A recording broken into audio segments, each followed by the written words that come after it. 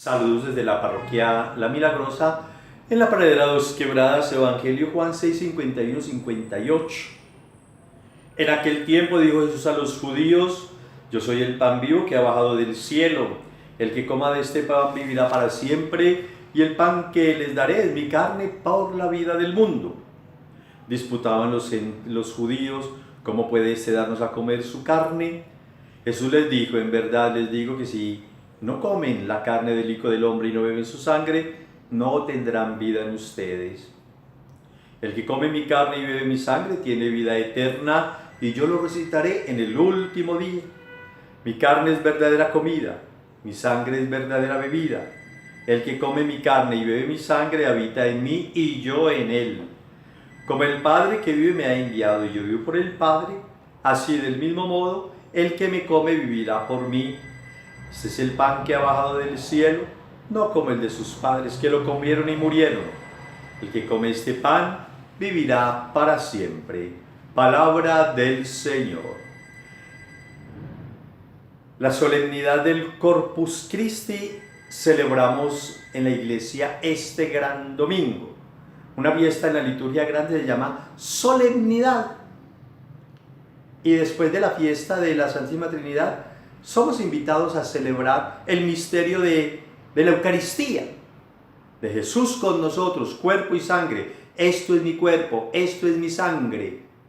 Y como dirá San Justino, si lo dijo Jesús en su palabra, ¿quién se atreve a dudar que ese sea el cuerpo de Cristo? El que no tiene fe, el incrédulo.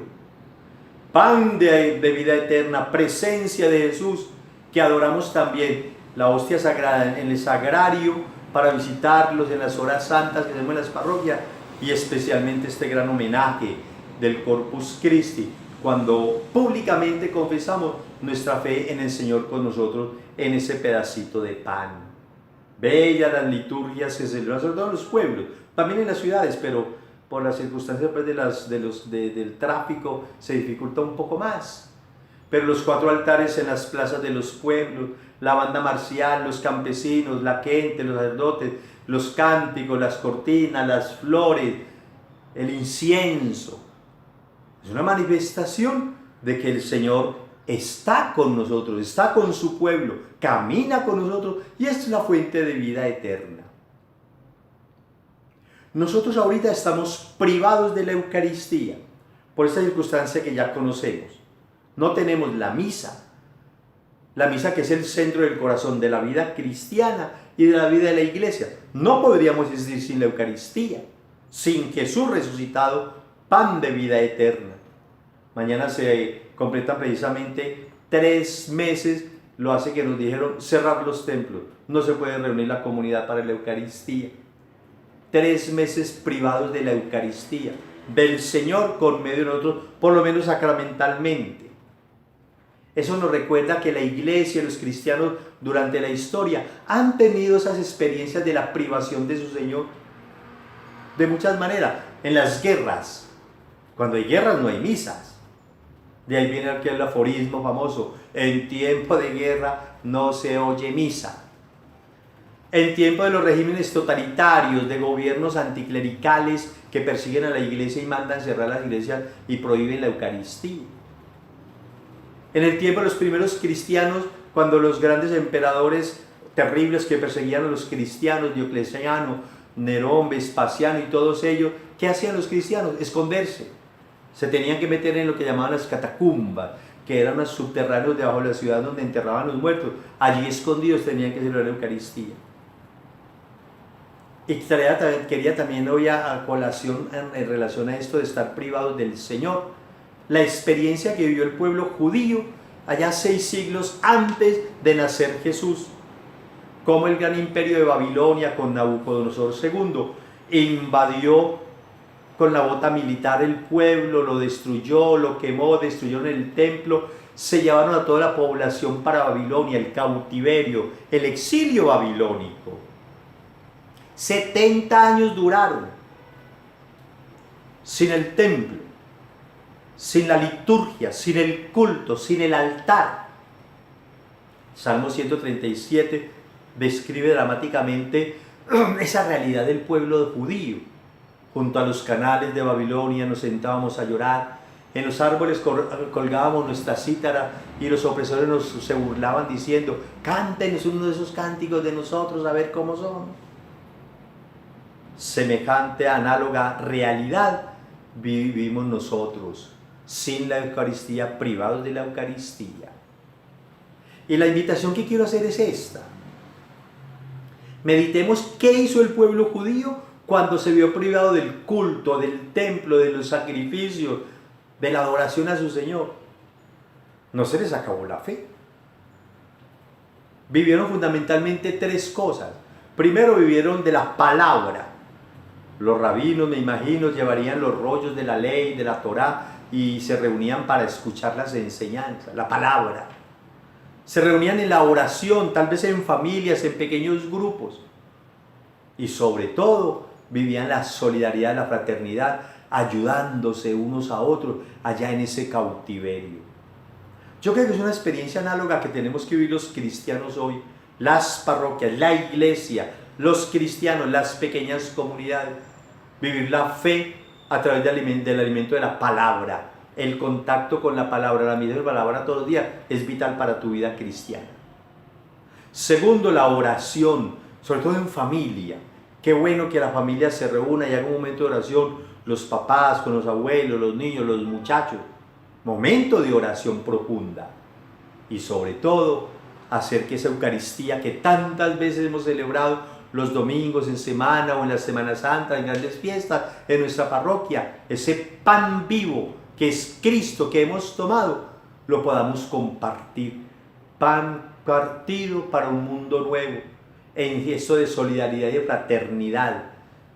Yo sé que hay muchas personas que han ayudado a un familiar, a un vecino, de manera silenciosa. Dios los bendiga.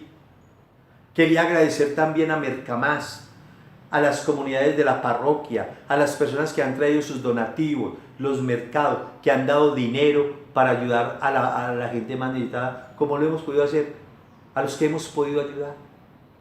Pan partido para un mundo mejor. Tomen y coman, partan ese pan que Cristo nos enseñó a compartir. De eso se trata. Y yo creo que privados de la Eucaristía, pero no de Jesús, tenemos que fortalecernos en este momento con estas tres experiencias. Como el pueblo de Israel, que luego al volver vivió ese segundo éxodo, como vivieron al principio el éxodo egipcio, entonces recuperaron el culto, el templo, la alabanza, el altar para el Señor. Nosotros también prontamente seremos autorizados para volver a la Eucaristía. Ya el gobierno está con la preparación de los protocolos, ya estamos preparando cosas, los párrocos, yo también aquí en la parroquia de La Pradera estoy alistando ya muchas cositas para cuando nos den la orden de reabrir. Pero quería hacer esta advertencia, va a ser de una manera diferente.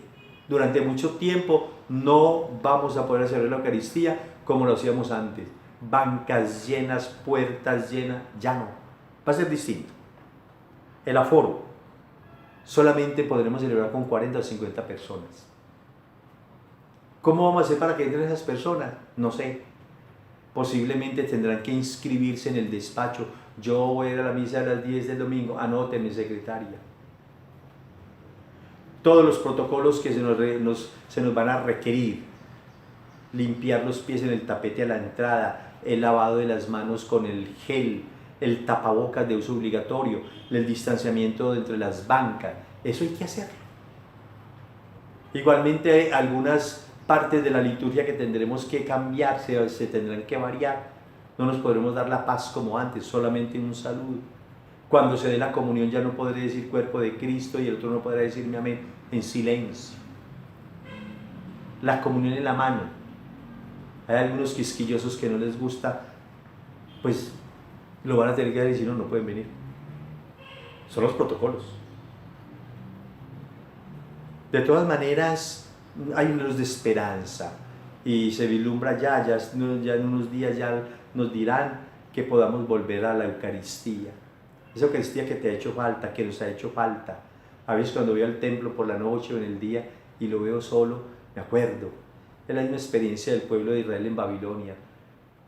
Nos sentábamos a llorar recordando Pero el Señor vuelve, el Señor está con nosotros, no se ha ido, pero estará presente nuevamente en la Eucaristía con esta oportunidad que tendremos de volver a celebrar y volver a entender y volver a comprender la importancia de la Eucaristía, del Señor con nosotros. Este es mi cuerpo y mi sangre, tomen y coman, aliméntense de mí. No estamos solos. Y qué bueno llegarlo a comprender, como cuando trabajaba yo en una parroquia rural, el sábado era el día de la misa de los campesinos, y un buen hombre se acercó antes de la misa a las 12 y me decía: Padre, yo vivo en tal vereda, luego vengo con despacio a hablar con usted, yo me salí de la iglesia católica, he pasado por tantos cultos, pero ahora no estoy en nada, pero quiero que usted me explique y luego vendré, ¿por qué es tan importante la misa? Y yo le preguntaba a aquel hombre: ¿por qué lo dices?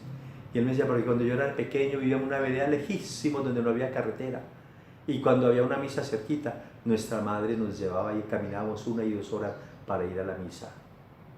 Corpus Christi, Sanguis Christi, el Señor con nosotros. Estaré todos los días hasta el fin del mundo. En el nombre del Padre, del Hijo, del Espíritu Santo. Amén.